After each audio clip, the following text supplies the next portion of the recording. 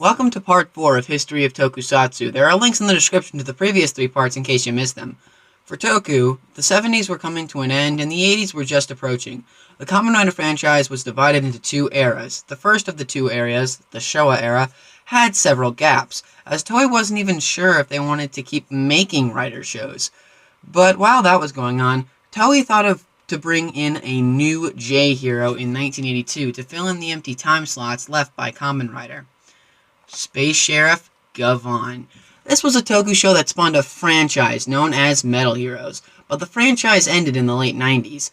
The show followed the adventures of Retsu Ichimonji, a member of the Galactic Union Police who can transform into Space Sheriff Gavon and stop the evil space crimes of Don Horror from the Maku dimension.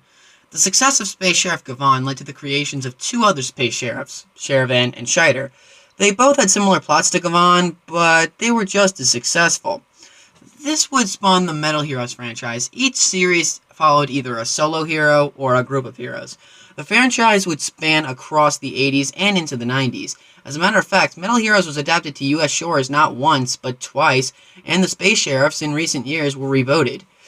The Metal Heroes shows included the Space Sheriffs, which I mentioned, characters that were similar to the Space Sheriffs, characters designed after characters created by Shotaro Ishinomori, rescue-themed heroes, androids who would fight crime, and bug-themed characters. But sadly, it had to come to an end as the last show in the franchise took the more kid-friendly route. During this age in Toku, we were later to discover that Toku was about to get dark, with a capital dark.